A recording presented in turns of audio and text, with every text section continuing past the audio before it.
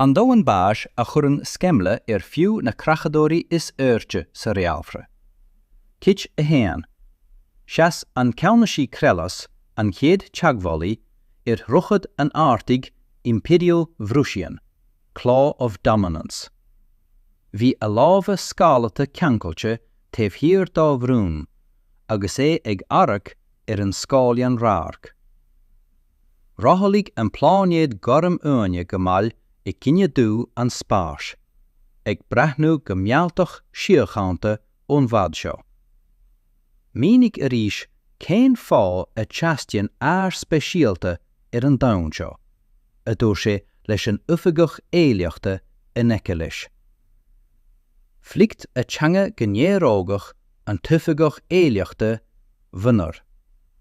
Tá léamh an pláinéad neamhnách a ceannaisí.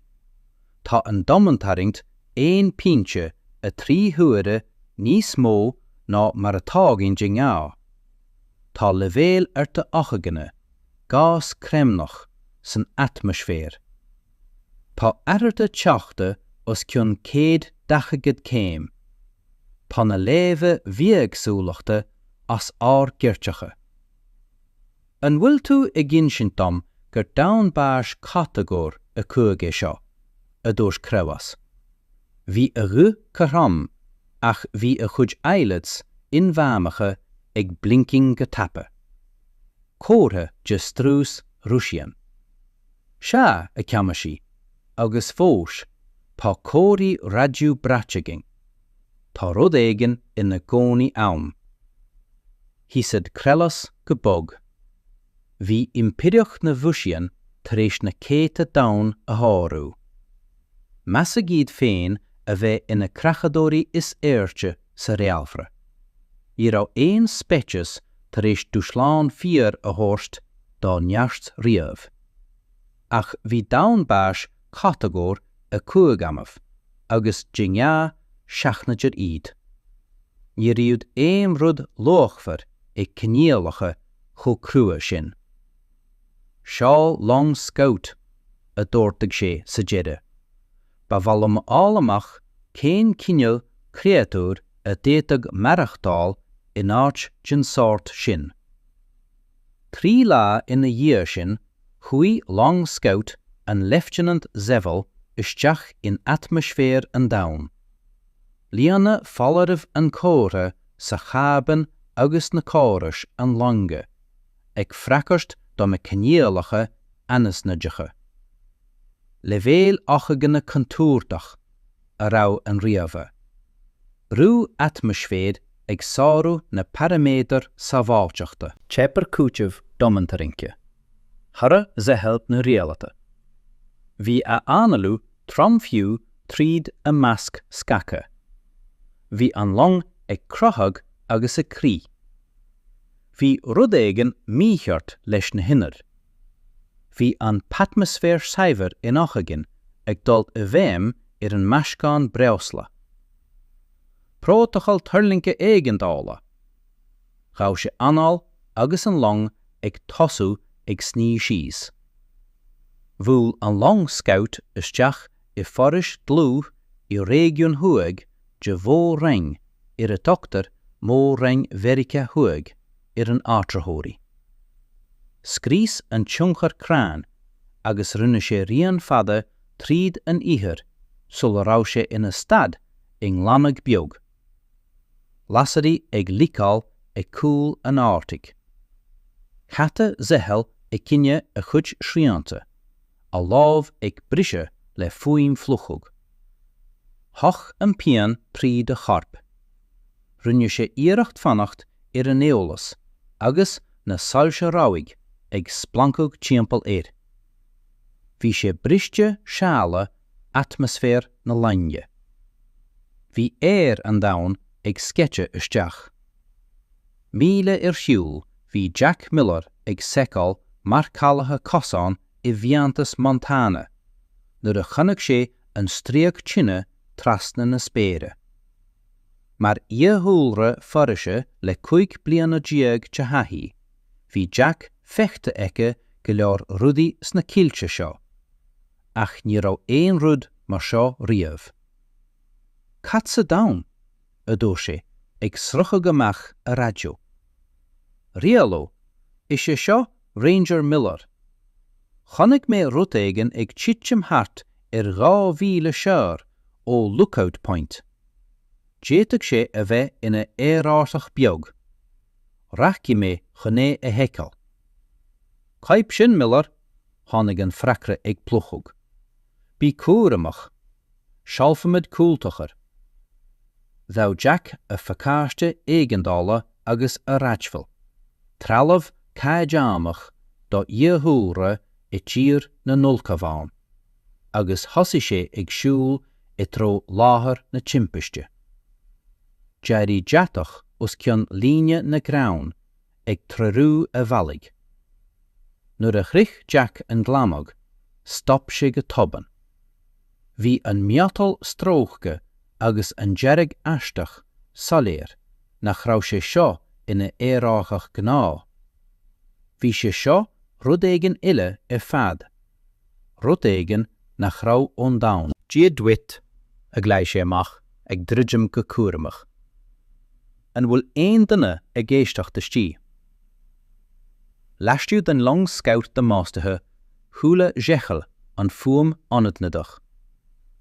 Fur an batha áitiúil, harann sé féin chuig an scalalán rárc a bhí ag splanca le statach, ach a dubrí fós. An rud a chonach sé rinne a chuid fil a réo. Bhí créatúr ina seasamh lasmi. Hiúd sé dá chas, agus ní raibh scalaí mí erimúr cosanta aige. Bhí a chreacan cuma bog agus lochalach. Ach bhog sé le muín, agus bhí sé ag ampar an rud a bhí cosú le erim tine primitive. Is mó a chud iontas Bhí sé ag drúidim leis an long gan agla a háspáid. I dtiscint Vrexian an réaltra, bhí creachadóirí agus bhí creach. Bhí agla an creach. Rí an creach ó dhua. Bhí an créatúr seo ag siúil I tró réad anadnadach a bhí títe an spéir. Bhí sé har a bheith a méideach ná bhí an smaoinmh róchrua le críochnú. Chaní Jack timpeall na láinge príste ag lárag bealachasteach.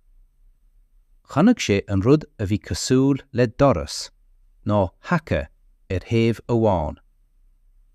Dia dúirt tistí a gleich sé a ríis. Tá mé an seo chun cabhrú má tá tú gortathe. Nuair nach raibh freagra ann, hocarí Jack iarracht a dhéanamh an doras a oscailt. Bhain sé leis an miatal aisteach, agus bhí ine a ála amach go raibh sé té. Ní ón timpiste, ach mar go raibh teacht níos airde ag an miatal féin. Haring sé a lámh ais, a chreacan ag cuine ó cheagáil gear. Laistí, d'abharc zechafal gan cheidúnt. Bhí an créatúr ag irí dolisteach sa long. An raibh sé ina chreachadóir tar éis an saoil. Ach an sin, cén fá a ógurt a láracht. Ní raibh an ampar seo cíalmhar. Gan roa bí fágthe, ní bhí zechal an scéile dorais éigeandála. Líon histe ghas ag scete an chabán, agus measca atmosfér an scoutship le héir an dain. Chlánaí an doras go páirteach úscailte, an sin bhí sé jammed. Léim Jack ais nuair a bhog an doras. An sin chuaigh sé a ríis. Déiteach sé gléarseacht a eicáil istí. Bhí duine éigean beo ann. Tá méid teachtasteach chun cabhrú leat a chlí sé, ag tarraingt a lámhaní láthair sul a raibh sé ag gréim an doraste. Le grunt iarachta, bhrí sé an bealach fad suas. An rárc a chur fáilte roimh Jack rinne sé réo. Ní raibh an créatúr istí ina dhuine. Bhí crachan scéalta aice, srún ada lán le fiacla geara agus lámh a clád. Bhí lámh amháin lúpa ag ullinn neamh nach. Bhí sé ag caitheamh cineál éide agus bhí measc de máistithe ag cruthug ina aig. Fed nómid fada, dámh cfeir agus achtarnach a chéile. An sin thóg Iliúnt Jack thar. Tá tú gartata a dúir sé, ag fáil amach nach raibh an creator in ann a hiiscint. Tá mé ag dul a thósta mecha seo sulla pléascí an rúd seo. Níor thug zachal na focail, ach bhí an tan difriúil leis an rud a raibh súil aice leis. Ní raibh agla ní únsaí ann. Bhí an fear ag tairiscint cabhar. Nuair a chuaigh Jack ar aghaidh, tháinig Zaxfill ar ais go nádúirta, ag bóla a lámh gartata ag cúine an consol. Thach an pian tríd agus lig sé as cuinniú hissing. Éasca anois, a dúirt Jack, ag bogag go maill. Nílim chun do háirtú. Bhí an crachan dána ag dúite nuair a bhain sé le miotal Vrexian. Thug ag zabhal faoi dearad go raibh na tochaní nádúirta ina scálaí ag cur pian sin cineál céime. Ach níor haspan an fear éon chóirte de thar an siar. Le gléaseachtaí cuaramacha, chairí Jack zacabhal amach as an long briste. Bhí an tachtarnach níos troma ná mar a bhreathnaí sé, agus bhí lámha agus cáfra Jack ag dúite nuair a rinne siad teagáil le scálaí an creator. Ach níor lig sé scéalte.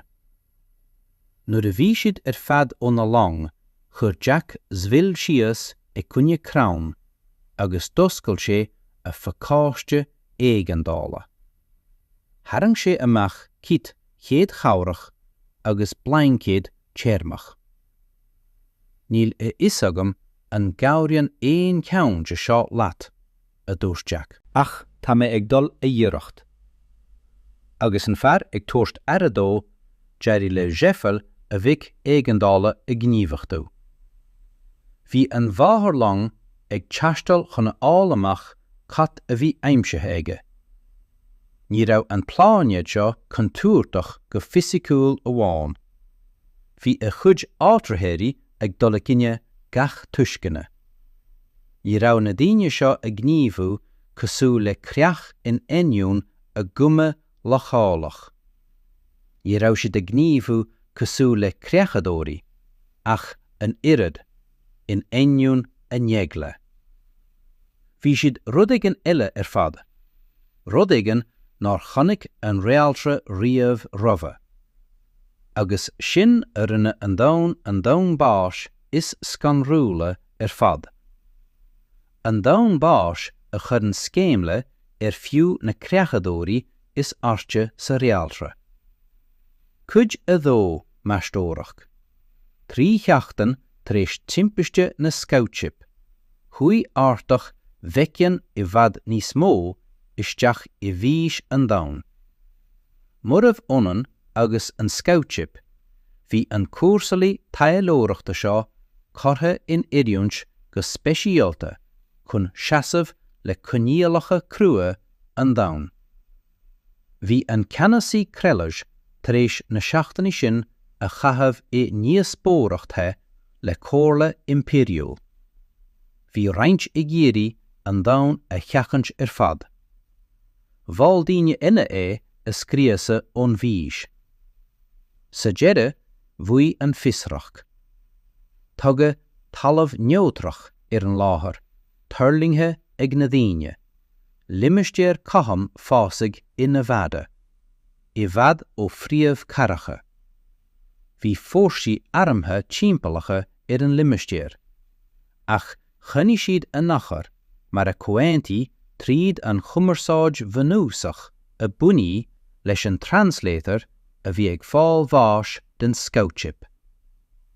Seiceáil an dochtúr Samantha Hayes a treilmh don úr dhearnach, agus an shuttle ag dul sios tríd an atmosfér. Mar an cheanna behólaí is fearr ag NASA, runne í chun ceannaireacht a dhéanamh an bhforann áilleachta a churfad fáilte roimh na hachtalmich. Nérógach a ddíafrí an ginearál Frank Pierce a bhí ina seasamh in Echelé. Scanradh a bhí Samantha, ach sceitiminí freisin tá gachrúd atá areolas agáin faoi séal tí athrú. Thurling an shuttle Vrexian le his de heidearálach. Bhí ag rancla ag lonrú go aisteach í solas na gréine, a miotal dearta chun seasamh le dálaí I bhfad níos lú clúa ná mar a bhí san atmosfér an domhan. Leathannaí rampa agus tháinig ceithre figiúr amach. Ghabh Samantha anáil. Bhí na hachtalmhaigh níos airde ná daoine le craisean scálacha I séads éagsúla de gharm agus glas. Bhí srán ada acu lán le fiacla gára agus súla le daltaí ingaracha. Bhí cuma orthu mar cross de lizards agus wolves ag siúl dá chas. Is mó a chud íontas orthu, bhí siad ag cathbh an rud a bhí cosúil le feistí análatha agus armúr carp a bhí ag thum le teicneolaíocht. Tá siad ag strachailt lenar atmosfér, a whispered Samantha. Féach an gí a mógan siad. Tá sé cosúil go bhfuil siad I pian. Bhí si ceart, hí na Vrexians ag bogadh go mall. Bhí an luaiseachtaí sreibheacha de neá corta isteach ag dantaringt níos láidere an domhan. Bhí an amalú ag teachtasteach trí háis thuaireamacha trí na measc. Chuí an ceannasaí crelas aig. Rinne an gléas translator ag a scornach a chud cainte hissing a hiantú go béir le garbh. Tugamid chun tuiscinthe áil, a dó sé. Ní raibh an gléas an ann mothúcháin a aistú, ach bhí a chorcaint ag mullach cuaram. De domhan neamhnách, tusa neamhnách. Chuí Samantha aig mar a bhí beartathe. Fáilte go de cha éadaí simplí tréála. In aice leis an achtarnach bhí cuma bhog agus lachólach Bhog Vrexian dúis, níos tapúla ná mar a bhíosas ag súil leis óna daoine, in inniún domhntairnge an domhan. Léim sé cé, lámh gréimeann sínte amach. Ach ní raibh cé ann mar a bhíosas ag súil leis ón achtarnach. Bhí sé tar éis bogach a leatamh ag an nóméid dearnach, ag ligean de luas géirú an Vrexian a iompar thairis. Bhfuil cé Vrexian a chóil. Éin, a dúirt sé. Chasan Vrexian a thuúla ag cuílú. Thuaigh sé níos cuaireamach an uair seo, ag tástáil cosintí Keith le bullaí tape. Chasan Keith an cuid is mó, ach bhfuil ceannachu trasna a gábhain, ag tarrant fola. Éin, a dúirt Vrexian. Ba chosúil go bhfuair an tachtrannach muín ag brú a bhuntáiste. Bhí a insaí seo chug an díreach agus cumachtach. Hit Keith an talamh, ag sciabe a chas I steo íseal a chud íontas an Vrexian. Hit Vrexian, agus bhí Keith a chasa lárach ag teagal le gálan an achtarmhaigh. Dá, a dúirt Keith. Anise rinne Vrexian insaí lena luas nádúirta go léir, ag déanú neáirde den strús a bhain le dáintaránca an domhan. Chlánaigh a chud gréimene I tró a Keith, níos tapúla ná mar a déadach éon duine déna bogag. Ach bhí Keith tar éis seo a túr. Níor bhain sé tríal as luas an achtarnaigh a bhaiteá. ina áit sin, bhí sé tar éis tosú ag bogog cheana féin, ag rólog faoin insaí, agus ag teacht suas tíobh hir den Vrexian. Bhana lámh le Vrexian ar a chúl. Trí a dúirt Keith, ag anolú go crua ach go seasta. Chas an Vrexian go mbail.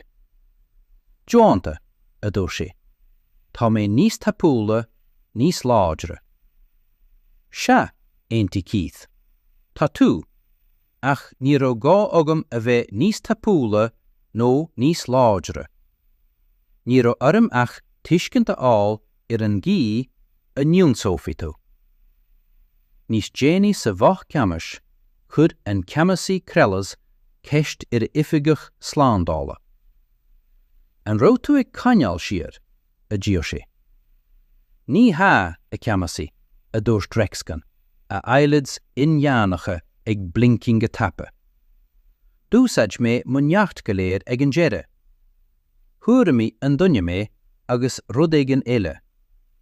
Nuair a bhain mo réimean é, tharang sé fuair. Níor léirí sé agla pian ar bith. Lean sé ar aig. An ihe sin, cheall an ceamasaí Vrexian teachtareacht phríomháideach chuig an chomhairle impíriúil. Bhí scans behéalacha imláne de Cruinne ann, soirí cóisial an domhan, agus tafatí den chleachtag córaigh. Chríochnigh an teachtareacht le rág. Ná déan brethúnas ar na créatú seo de réir a guma. Níl scálaí, gremana na armúr ná dúirta acu. Níl siad níos láidre nó níos tapúla ná mud. Ach tá si tacha chun cinn ar gceann nar bhatha le laig riamh. Tán siad earth air. Ba chóir dún gléach air mar atá sé in áiríre, an Domhan Báis is contúirtí a bhfuil bentigain leis riamh.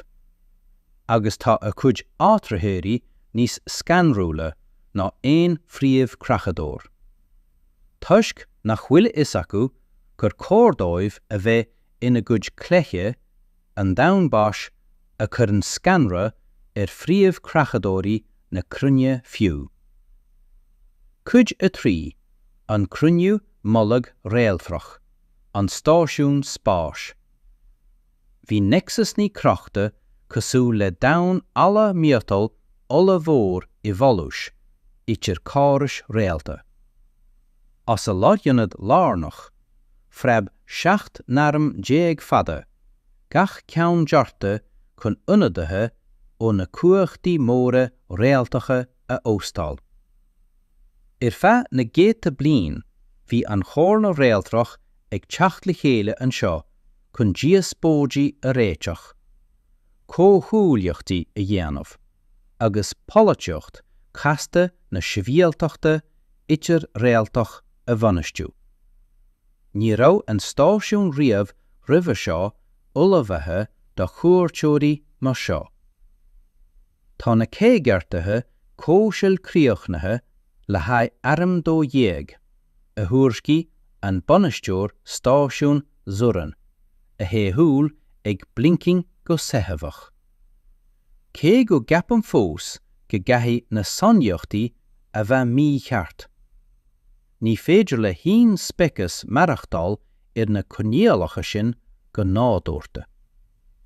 Clícheal a bhfiosracht morílian ard le crachan lia, a chuid mandibles le mífanne.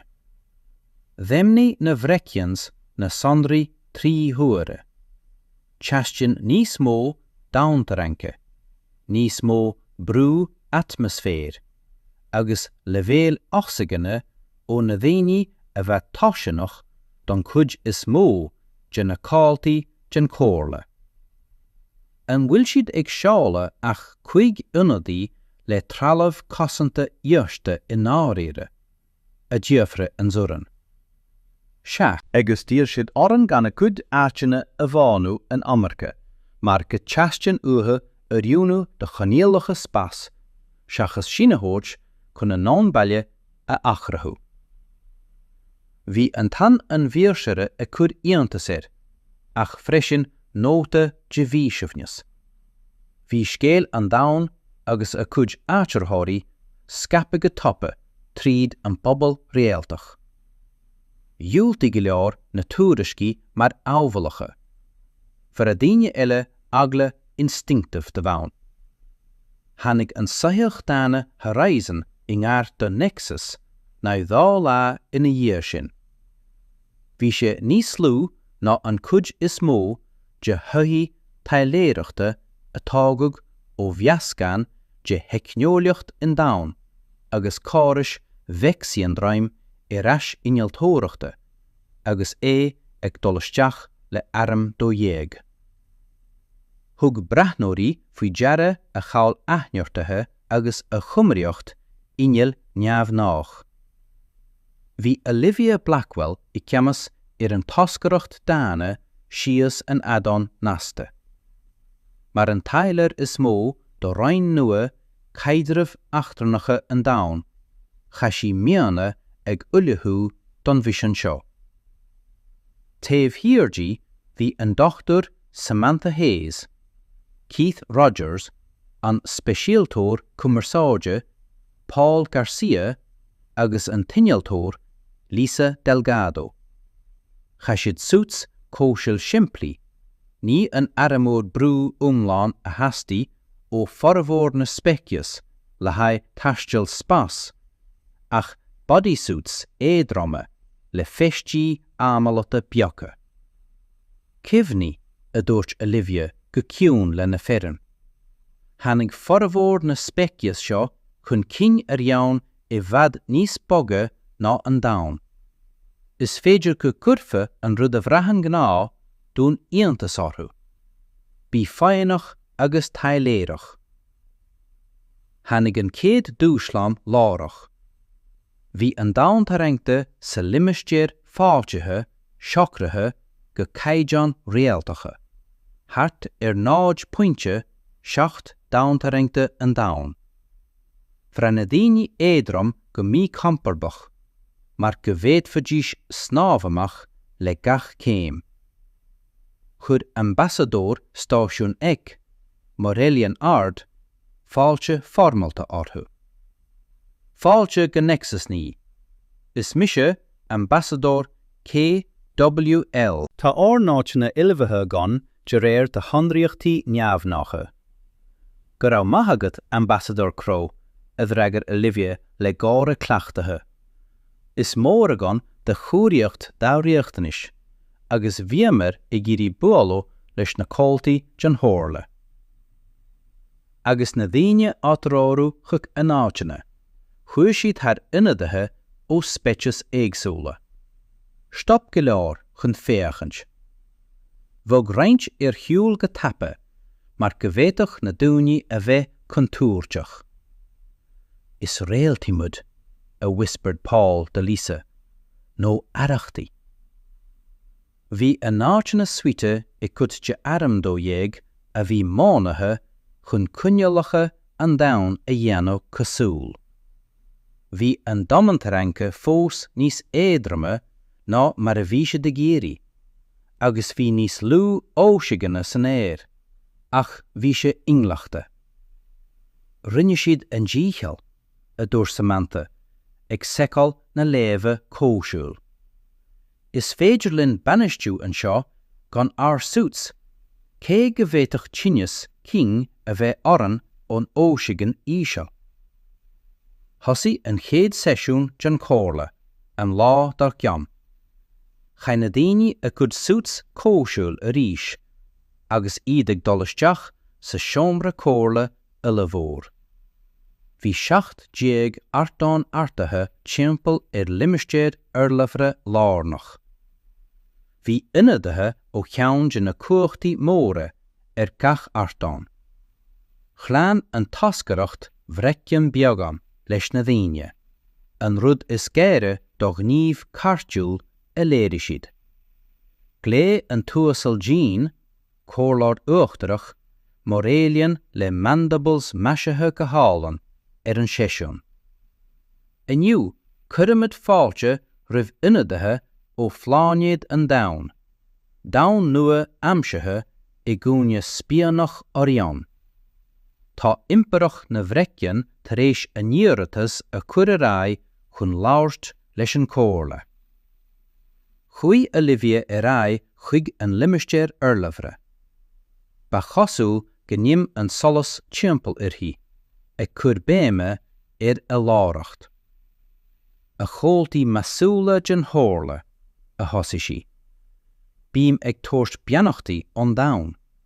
Tá ar nán óg I dtéarmaí taistil spáis, ach ársa ina ghúsláin. Tá gaiimiid ag glór cárdis agus meallar tú alais. Agus Olivia ag labhairt, thug cí faoi deara glúiseacht sna scáhanna taobh hir, dardáin toscaireacht na Vrexian.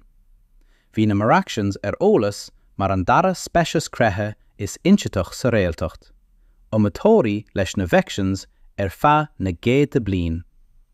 Gabh sé súil Paul agus rinne sé gotha lámha subtil. Clín Paul ag athrú suamh beagán chun radharc níos fearr an ranóg Vrexian. Bhí an túsal Jean an cóirleoir uachtarach ag freacart do réimrá Olivia. Tá de gceann rangathe mar gceann báis catagóir cúig, ach is go súil go bhfuil tú gan armór. Tá an cóirle fiosracht faoin gcuí féidir le créatúir den sort sin intlacht a hacht chun cinn. Is sé a riúnú or neart a dhreagar Olivia. Tá an domhan tar éis a thabhairt gúsláin gan áireamh. Réine igur, tionseir astaróideach, sármholcáin. Domhalam an saol ar nón a riúnú nó bás a fháil. Cur ionadaí Vrexian isteach. Phrásaí áile, ach níl focail rudidir bith. Masan an réaltacht neart. Cén neart atá ag daine. Sula bhéadach Olivia freacart, chonaic cí cúntóir Vrexian rud éigean a bhrú fanéal rialata. Lárach tháinig a cuid trainála I bheidem. Gach duna síos, a scart sé, ag léim I tró Olivia agus tar an síos an uirlóir díreach, mar a bhí srot pléascanna ag crothag an teára. Tep na príomhseailse. Bhí alaram éigeandála ag becíl. Hit roinnt ionadathe mar gur hep a ggóras cósáil. Tá siad ag díriú an ggóras tacaíochta batha, a gastí Samantha, ag seiceáil a léamh sut. Le bhéal oxaganna ag titim, teocht ag titim. Tá siad ag irí gach duna a bharú, ní midne amháin, a dúirt Lisa. Tá an cuid seo den stáisiún ag díomhrú. Chhlach cí ceannas. Paul, fan le Olivia. Lisa, an féidir leat ruchtainna áil na rialata cósáil? Samantha, ní mór dún cabhrú leis na hianataige tape a gáras. Cé go raibh an chéas ag scape timpealláthu, bhog na daoine le héfachtúlacht cleachtata. An domhan bhí cleachtaí éigeandála mar cuid de héal léthúil. Tepa na cúthachta, tubastí nádúirta, míomhheime na cáras. Bhí násanna imeachta ag daoine de gachrúd. Fuairlisa panéal rochtama agus ceannairtí a riamhar innimpirthe leis. Is féidirlam tacaíocht batha páirteach a apanú don seomra seo, ach tá an tairm fad do máiste. Chuí Keith agus Samantha I measc na neonataige titithe, ag seiceáil a chud suits cóisiil agus ag déanú deisiúcháin éigeandála. Bhí an tionadaí zuran gan aithne a éiste análata briste. Tá a bhascan atmosfér cosúil lenar ceann, a dúirt Samantha, ag seiceáil a léamh. Is féidir leis néir a analú feadh tamil jaar. Cheannair sí sa láthair ochsaginne cúnta a suit le measc an zuran, ag sábháil a bheatha. Trasna an teamra thug Paul faoi deara glúiseach. Vrexians aramta ag dolasteach príomhmhoras taobh, néamhde ag teacht, a thug sé rabhag. Fai na hianatice chuig na foscatán éigeandála a dúirtí cíth. Chunne mé siar iad. Ag banna hiamh le haidh ionsathe orbital a dúirt an General Pierce go gráma. Ní cheasfa ar sciathe brom ar ais innealtóireachta ag cunne an irid sin long. Evacuate na cahracha dúirtí an tuachtarán. Fai daoine chuig na fosca cruaite agus ceantar tuait agus déan teagmháil leis an chóirla réaltrach lárach. Fud na tíre dúamag foláirmh éigeandála ar ghutham, radio agus tilifísin. Dúic na blianta de chleachtaí túbaiste as, mar a bhog daoine go tapa chuig bealaí éalacha.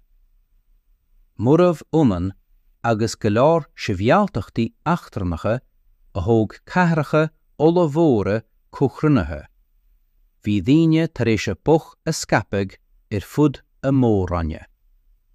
Níor féidir le haon stallach go bháin iad. Bhú an céad bhíama fuinneamh nua áireach, Chicago agus Los Angeles. Hit ferganamh, scapag tine. Ach bhí na hiarpatí I bhfad níos ísle ná mar a bhíos ag súil leis na Vrexians. Bhí daoine tar éis a munagar a hágáil chun creathanna talón, hurricaní agus tuirse a cheasamh. Bhí a gcuid séirbhísí éigeandála creachtathe le freagart ar thubastí. Rinne an Grand Marshal drafgar frán ar na túrascalacha. Tá a garracha fós ag féimiú tar éis ar niúnse.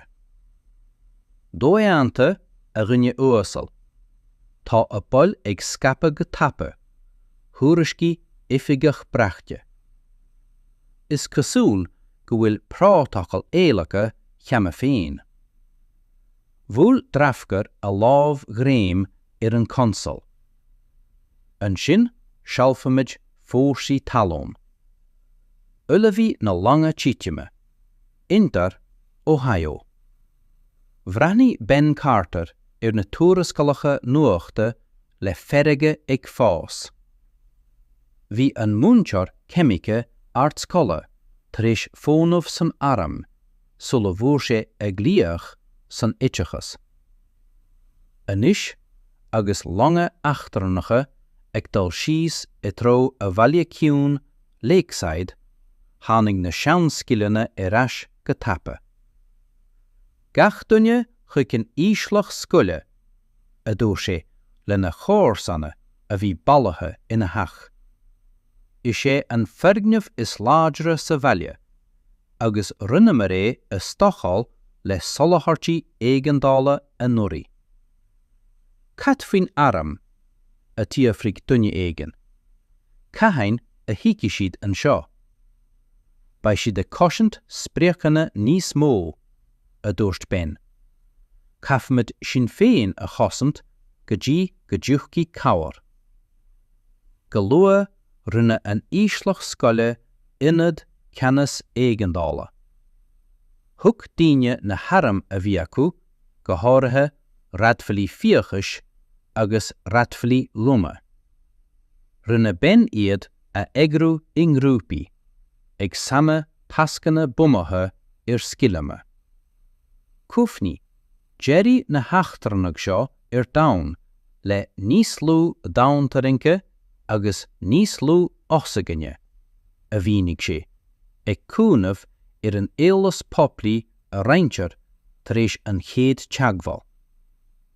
Ba siad de caithfh suits cósail atá lochalach. Ba siad ag súil líon rith ná géile, ní tráid ar ais. Thug iribrí tágala a lámh. Tá mo fireann ag tachalteoirí agus bulldozers. Déitimiis na príomhóithre a bhacag, iad a bhrú chun teachtasteach ar chois. Bhfuil Ben. Go maith, Jenny. Agus tóir éon phléascán tágala a déitfe a bheith agat. Lasmig de Lakeside Tháinig 3 longa tíiteime Vrexian I ddír sníthe. Cheannaireacht an leifteann cheannasaí Iachra chuige saidúr amach isteach sa tImpireacht achtarnach. In eniún a cuid tríalamh cosanta bhreisiad an domhantaring brúte agus an atmosfér glúch láithreach. Bog go tapa a dúirtigh Iachticre.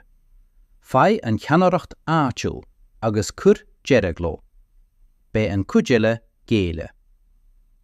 Chuí na Vrexians a rai I tro an bhaile, ré. Ba iad na creachadóirí bar an réaltra.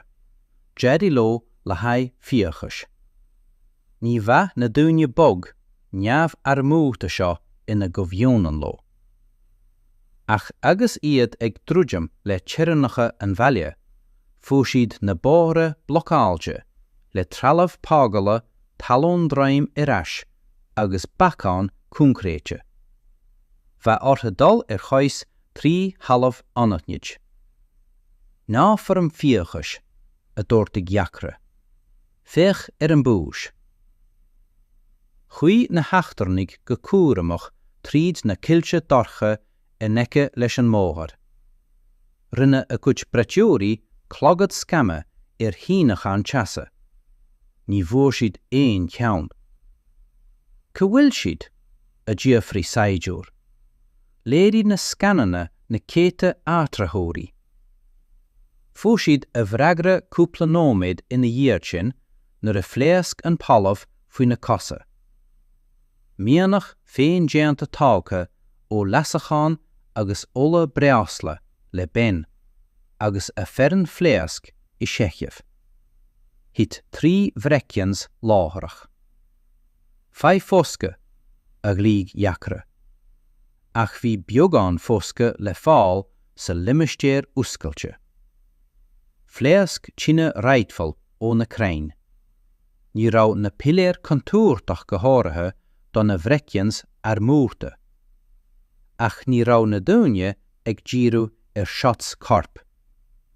Díirithe siad na hailt, na taspántais, agus an veras ámalata, díirech mar a bhí ben tar is tréir a thóirst. Hit 2 Vrexians ile mar a hep a córas chósail. An tatmaisfér tromtalún ag sarú a scothóga. Trará Iachtar tinne ais chuig na crán, ach bhí na dúine imethe cheana féin. Bhí stig úsáid tactach búil agus ri, ag búla ó thiamh amháin sa le naíonn siad go topa. Ní mar seo a iompaí an creathe, a gran achtar dó féin. Ba chóir go mbeadh siad ag fullag, ní ag ionsaí. Bhrú na Vrexians a ráig a tro lár an bhaile, ag ghlacha níos mó íbertí an mealach. Faoi nom a chreach siad an scóil, í rá ach tríocha saidúr fága ag feidmú. Laise den téirleán cemica scoile, bhí ben agus roinnt daoine eile ag oppar go tapa. Tóir an teigid hidrochlóireacht am, a dúir sé le íorchach léin a dubre ganis ag cógaslim an bhaile. Agus bí cuaireamach leis an futaism permaganata. An bhfuil tú cinnte go nebre sé seo achtar meid, a dtíofrug sí. Úsáideann a gcuid suits córas scacha cosú le nóir maia scáis a bhíonad ben. Sa ród na chemicán seo na scagarí sin.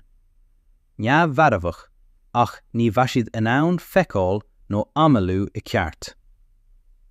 Nuair a bhris na Vrexians doirse na scoile, bhuail siad le buamaí deataigh féin déanta a líon na halaí le scamal tiúbh cemicatha. Rinne a gcuid scagarí clog go tapa. Tarang siar a dóda Iachtra. Ach bhí sé ró dhéanach. Bhí daoine le feicáil ó cheomraí taobh airmta le heirm improvised. Bhain cuid acu úsáid as línta déanta as líne iascaig, ag cancel géige na nachtarnach. Dúsáid daoine eile múchtóirí dúteáin chun halt a gcuid suits cóseáil a ró. Laistigh den nóméid bhí 2 Vrexians Iachtra san áireamh gafa. D'éirí an cuid eile ais I díoscréid. Is seomra range a tiontaíomh ina limistéir cuineála, bhí ben os cór an ceannasaí Vrexian gafa. Cén fát anseo tú sin, a díobhfaidh sé. Bhí cóin tú siacána againn. Rinne jaachtra stadéir an duine os a chóir. Bhí an créatúr neamh-armatha seo gan airm nádúirta tar éis seichtúirí Vrexian uilte a tharú. Tá do chunnal ró chontarteach le bhéan a dúirt an tachtanach deide. Ba chóir go méafa tar éis ri. Rian creithe a gcónaí ó creachadóirí.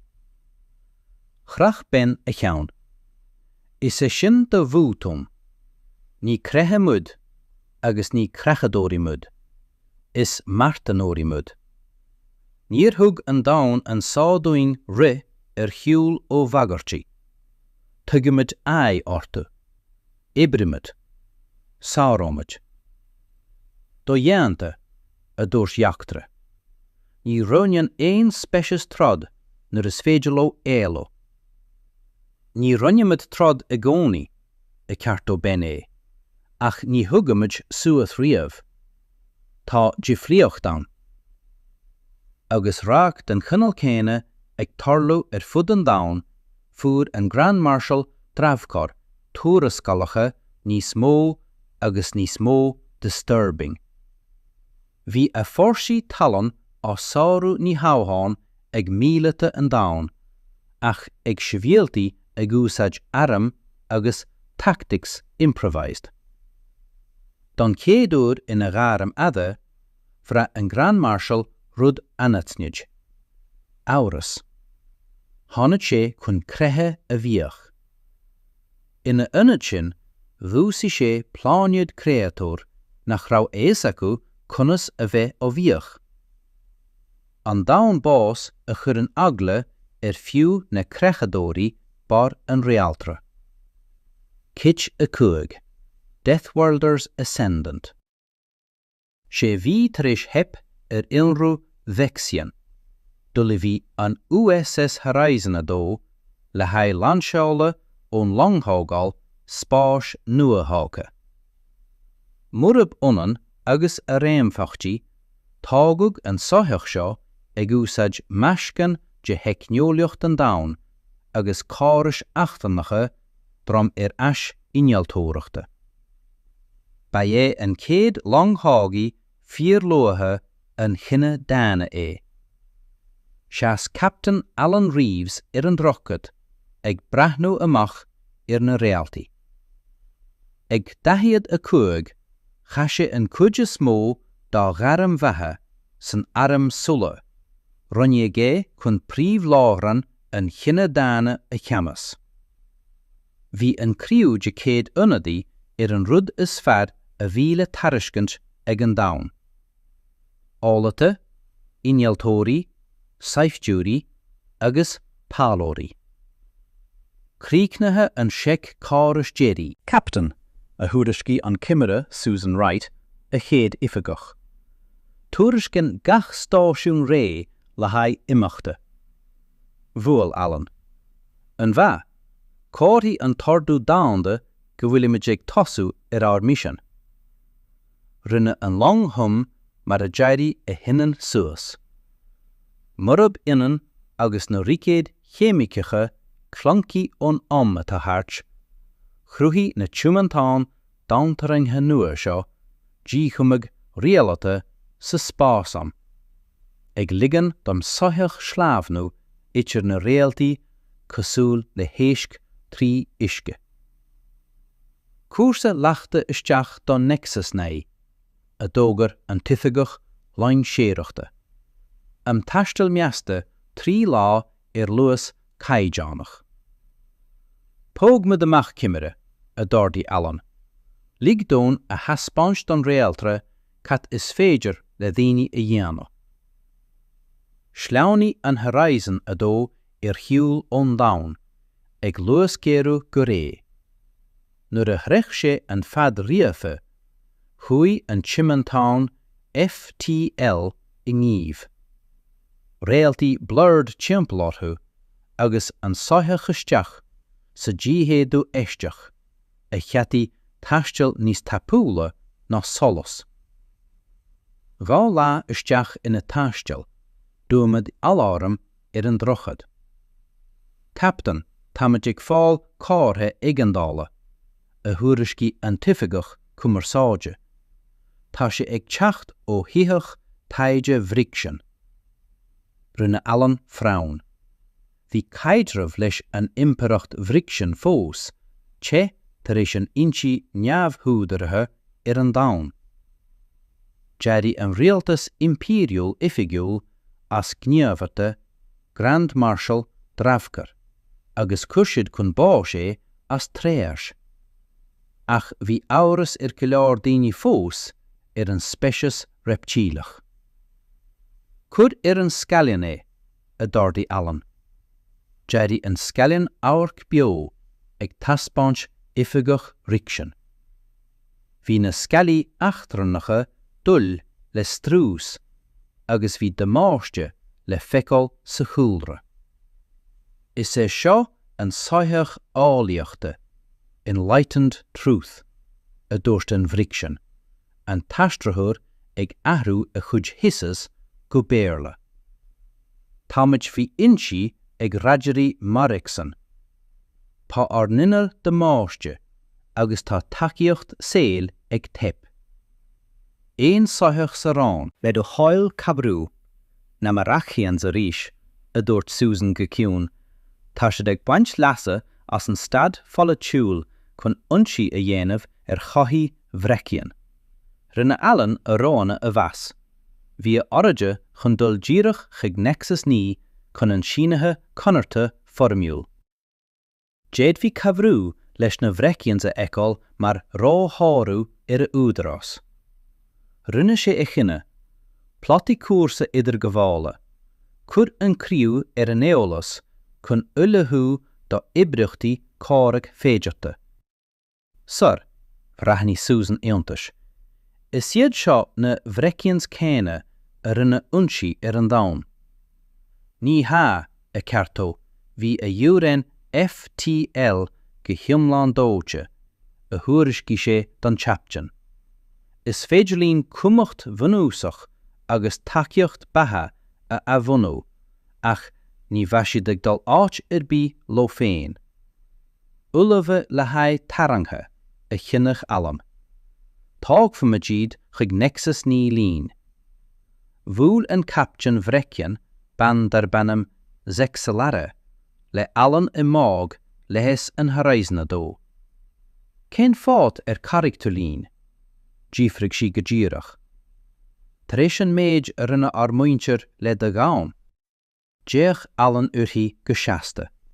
Toisc gur bheith an rud ceart a dhéanamh. Déadach do bhaintir ionsaí a dhéanamh oran, ach ní chiaal an sin gur chréigeamar éolathe a bhí in átar.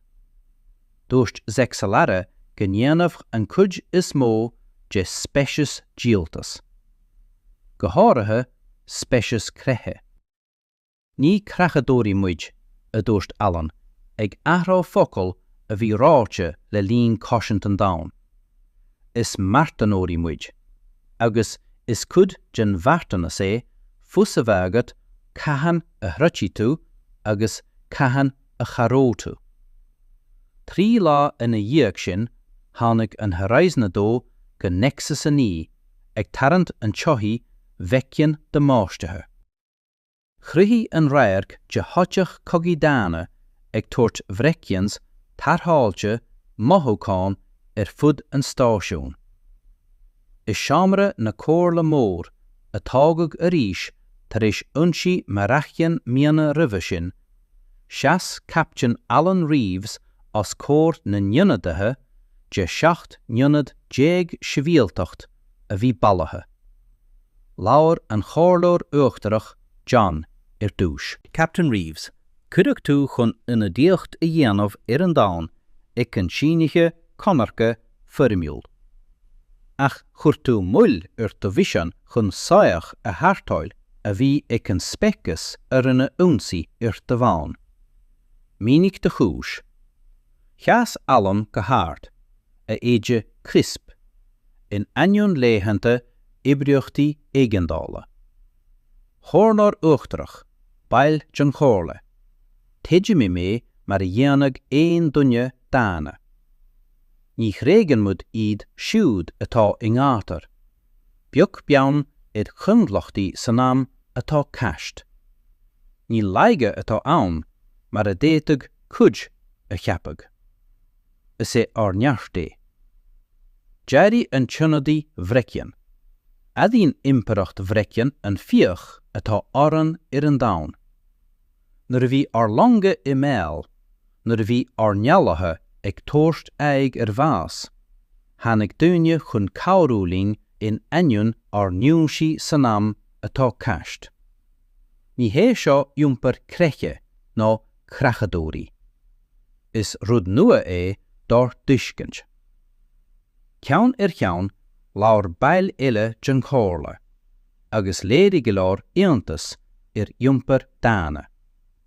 Deire artú lábha an chorlar uachtarag John chun tost. Tá an chorla tar éis plé a dhéanamh agus acmiú nua a chruthú. Tóga sé go na hanéimhí an daun agus a chónaitheoirí mar chabhnóirí daun maribh. Behí nach bhfuil máisteacht acu bhartanas I nálaí crua, ach a úsáideann a neamh sin chun cosint a dhéanamh, seachas ceamas a curáthu. De réir mar a chríochnaí an seisiún chorla, hamig 6 lara agus roinnt Vrexians ile suas le Allan. Ba bhalín fólam ó dhéine a dúirt an teolaí Vrexian. Ní dá heicneolaíocht, ach dá bhí stréchailt aici don ochal ceart. Dámacht. Rinne Allan mian háre. Pá go leor le fólam again an na chéile. Sin é an rud faoi taiscéalaíocht. Ní chun daun nua a háú, ach chuniad a hiiscint. De réir mar a dúlaí an USS Harrison dá thuras a bhaile, scapig a nuacht fin na ngníomh I fud na Cruinne. Céad daun díoch behí I tró an dhéag spianach a raibh an daun ann le tuiscint nua. Ní éireachtaí a bhí táirte ag an daun maribh, ach cuimhnóirí. Agus ní bheith an Cruinne mar an ggéine a rís go deá.